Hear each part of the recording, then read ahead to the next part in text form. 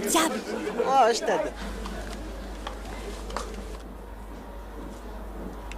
Vous n'êtes pas loin du compte. Bon, prenez encore ça.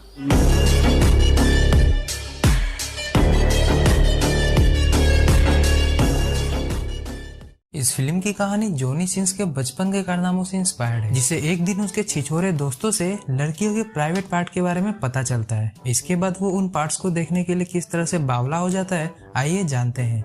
इस film का नाम है हाल फोइनी, boy of the terrace. Film की शुरुआत में हम 12 साल के जॉनी सिंस को उसके दो लंगोटिया यार जॉन और डैनी के साथ बाजार में लड़कियों को छेड़ते हुए देखते हैं। जॉन उन लड़कियों के सामने अपनी दाल गलाने की नाकाम कोशिशें करता है, पर उसे सफलता हाथ नहीं लगती। वही जॉनी भी डैनी के साथ मिलकर एक लड़की को खोपचे में ले जाने का बंदोबस्त करने में लगा हुआ था। तभी जॉनी के एक रिश्तेदार बाजार में उसे वो सब करते हुए देख लेते हैं। उन्हें देखते ही जॉनी अपने दोस्तों के साथ वहां से फरार हो जाता है। इसके बाद जॉनी एक वाइन शॉप पर पहुंचता है, जहां वो पार्ट टाइम होम डिलीवरी की नौकरी भी किया करता था। उसे एक खंबा डिलीवर करने पर 2 रुपए मिलते थे। जॉनी हमेशा की तरह उस वाइन शॉप के रेगुलर कस्टमर सलीम के पास जाता है। सलीम पैसे से एक मोची था, पर वो उस शहर में होने वाले इवेंट्स में गाना गाने का काम भी किया करता था। जॉनी और उसके वो दोनों लंगोटिया यार अक्सर सलीम की दुकान पर बैठकर पंचायत मारते रहते थे। कुछ देर बाद एक लेडी सलीम के पास अपना सैंडल लेने आती है, जिसे उसने सलीम को कुछ देर पहले रिपेयर करने के लिए दिया था। सलीम उस लेडी को उसका सैंडल वापस करते हुए उसे उसका बिल देता है, पर वो लेडी अपना पर्स लाना भूल गई थी। ये देख सलीम को बड़ा दुख होता है, लेकिन उस लेडी के अंदाज को देखते हुए सलीम समझ जाता है कि वो लेडी पेमेंट किसी और तरीके से करना चाहती है। सलीम भी बिना समय गवाए उस लेडी को अपने घर के अंदर ले जाता है। जाते जाते उसने जॉनी से अपनी दुकान की रखवाली करने के लिए कह दिया था।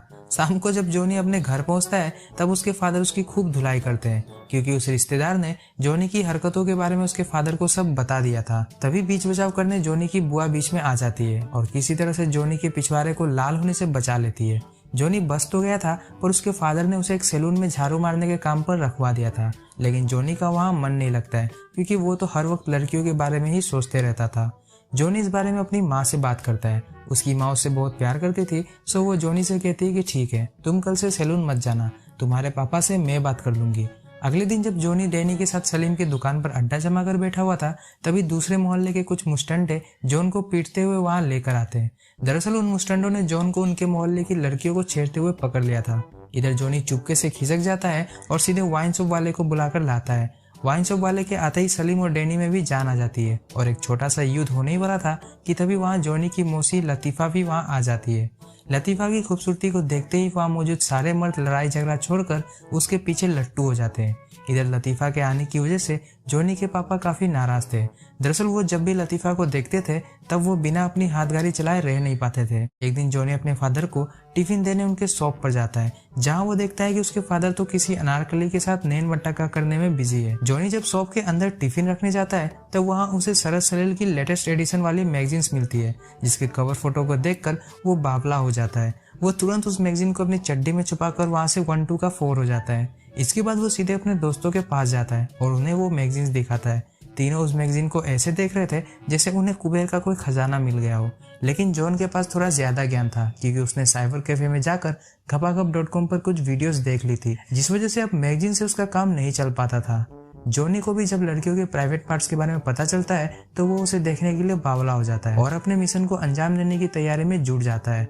तभी उसे याद आता है कि वो हर हफ्ते अपनी माँ के साथ पब्लिक बाथ लेने जाता ही है, जहाँ औरतें नंग धड़ंग हालत में इधर उधर घूमती ही रहती है। इसी प्लानिंग के साथ वो अगले दिन अपनी माँ के साथ तुर्किश बाथ पार्लर जाता है। लेकिन इस बार बाथ पार्लर में एक नई लेडी थी और वो जॉनी को अंदर जाने से मना कर देती है, क्योंकि अब वो 12 साल का हो गया था। पर किसी तरह जॉनी की माँ उस लेडी को 100-200 ज्यादा देने का वादा करके उसे मना ही लेती है। पर जॉनी जिस चीज के दर्शन करने आया था, उसे वो मिलती ही नहीं है। अगले दिन जॉनी के दोस्त उससे पूछते हैं कि क्या तुमने प्राइवेट पार्ट के दर्शन कर लिए? तब जॉनी उन्हें अपनी दुख भरी कहानी सुनाने लगता है कि कैसे हाथ को आया निवाला उसके मुंह को न लग सका।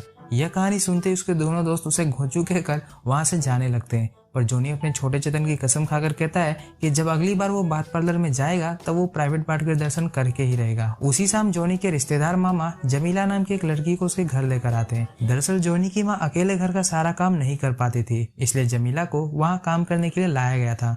दूसरी तरफ उस मोहल्ले के सभी मर्द जोनी की मौसी यानी कि लतीफ़ा को पटाने में लगे हुए थे। वो जोनी के हाथों लतीफ़ा के लिए तरह तरह के तोहफे भी भिजवाते हैं, पर जोनी चाहता था कि उसकी मौसी की अनबॉक्सिंग सलीम ही करे, क्योंकि सलीम लतीफ़ा को चाहने लगा था और कहीं ना कहीं लतीफ़ा का भी यही हाल था। एक दिन लतीफ़ा अपना चबाया हुआ सेंटर फ्रेश जोनी के हाथों सलीम को भिजवाती है। सलीम भी बड़े ही चाव से उस चिंगम को चबाते हुए लतीफ़ा के लिए एक प्रेम पत्र लिखता है। उस प्रेम पत्र में सलीम ने काफी अश्लील शब्दों का प्रयोग किया था, जिसे पढ़कर लतीफ़ा 200% चार्ज हो जाती है। एक दिन फिर जोनी अपनी माँ के साथ बाथ पार्लर जाता है, पर आज उस पार्लर की लेडी ने ठान लिया था कि वो चाहे जो हो जाए पर जोनी को अंदर नहीं जाने देगी। दरअसल जोनी की माँ ने उस लेडी को 100-200 ज्यादा देने की जो बात कही थी वो उसने अब तक नहीं दी थी, इसलिए वो लेडी नाराज हो गई थी। खैर पेमेंट मिलते ही वो जोनी को अंदर जाने की इजाजत दे देती है। जोनी आज अपने मिशन को अंजाम देने की फिराक में था, पर इससे पहले कि वो अपने मिशन में कामयाब हो पाता उसे एक लेडी धर दबोचती है। दरअसल उस लेडी को जोनी के इरादों पर शक हो गया था और उसी वजह से वो जोनी के पीछे काफी समय से लगी हुई थी। पूरे बाथ पार्लर में अफरा तफरी मच जाती है। जोनी की माँ उसे बहुत झाड़ती है और कहीं ना कहीं जोनी को भी पता चल गया था कि आज उसका उस बाथ पार्लर में आखिरी दिन है। इस घटना के बाद जोनी की माँ ने उसे अपने साथ बाथ पार्लर में ले जाना बंद कर दिया था। साथ ही साथ जोनी अंदर ही अंदर काफी ज्यादा एम्बेरस फील कर रहा था। इसी वजह से वो अपने छोटे भाई के बर्थडे पार्टी में भी नहीं जाता है। उसकी माँ उसे हर तरफ ढूंढती है पर उसका कोई अता पता नहीं था। तब हारकर जोनी की माँ जमीला से जोनी को ढूंढने के लिए कहती है। पूरे घर की छानबीन करने के बाद आखिरकार जमीला जोनी को ढूंढ ही लेती है, जो और कहीं नहीं बल्कि जमीला के ही कमरे में घोड़े बेचकर सो रहा था। जमीला उसे जगाना ठीक नहीं समझती है और चुपचाप कमरे का दरवाजा बंद करके वहां से चली जाती है। शाम को जब जोनी की नींद खुलती है तो वो अपना मन हल्का करने के लिए सलीम के पास जाता है, पर वहां पहुंचते ही उसके पैरों तले जमीन खिसक जाती है। वो खिड़की से झाँक कर देखता है कि सलीम तो उसकी मौसी यानी कि लतीफ़ा की अनबॉक्सिंग करने में लगा हुआ है। ये देखकर उसके चेहरे पर एक अजीब सी मुस्कान छा जाती है और वो उन दोनों में से किसी को भी बिना डिस्टर्ब किए वहां से चला जाता है। देर रात घर लौटने पर जोनी की नजर जमीला की तरफ जाती है, जो कि घोड़े बेचकर सो रही थी। अब क्योंकि जोनी अभी अभी सलीम को अनबॉक्सिंग करते हुए देखकर आ रहा था, इसी वजह से उसका छोटा चेतन खड़ा था और उसी उत्सुकता के कारण वो जमीला की ही अनबॉक्सिंग करने में लग जाता है। पर तभी जमीला करवट बदलने के लिए हिलती है, जिस वजह से डर के मारे जोनी की फटके 4 हो जाती है। अब अगले दिन जोनी अपने घर के छत पर देवदास बनकर बैठा हुआ था। दरअसल वो अपनी फूटी किस्मत को अंदर ही अंदर कोस रहा था। उसने प्राइवेट पार्ट के दर्शन करने की कितनी कोशिश की पर उसके हाथ कुछ न लगा। इसी वजह से वो मायूस होकर बैठा हुआ था। एक दिन जोनी की माँ बाथ पार्लर जा रही थी, तभी जोनी भी उनके साथ चलने की जिद करने लगता है, पर उसकी माँ उसे अपने साथ ले जाने से साफ साफ मना कर देती है। वो जोनी से कहती है कि तुम्हें बाथ पार्लर जाने की कोई जरूरत नहीं है, जमीला तुम्हें घर पर ही नहला देगी। इतना कहकर वो बाथ पार्लर जाने के लिए निकल जाती है। अब जोनी जमीला के साथ घर पर अकेला था। जमीला उसे नहला रही थी, तभी जोनी अपना आखिरी पासा फेंकता है। वो जमीला को भी उसके साथ नहाने के लिए कहता है। पहले तो जमीला मना करती है, पर जोनी के लगातार फोर्स करने पर आखिरकार वो मान ही जाती है, पर उसने अपने पूरे कपड़े नहीं उतारे थे। जोनी जमीला से उसके सारे कपड़े उतारने के लिए कहता है, पर जमीला साफ इनकार कर देती है।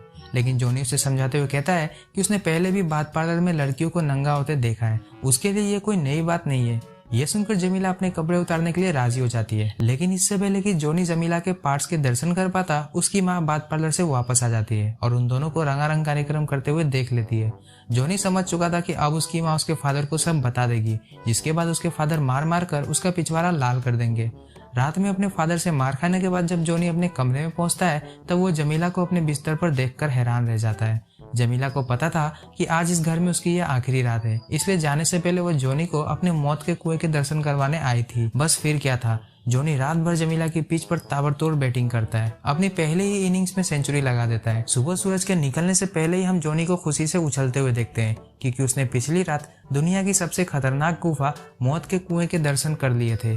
कुछ देर बाद जोनी के रिश्तेदार मामा जमीला को लेने आ जाते हैं। ये देखकर जोनी काफी ज्यादा उदास था, क्योंकि अब उसे ये मौका दोबारा कभी नहीं मिलने वाला था। जाते जाते हम जमीला के चेहरे पर एक अजीब सी मुस्कान देखते हैं, जिससे हमें पता चलता है कि वो भी कहीं ना कहीं जोनी के पलंग तोड़ परफॉर्मेंस से खुश थी। इस फिल्म से हमें यही सीख मिलती है कि अगर किसी चीज को आप दिल से चाहो तो आज नहीं तो कल वो आपको मिल ही जाती है, जैसा कि हमने जोनी के केस में देखा।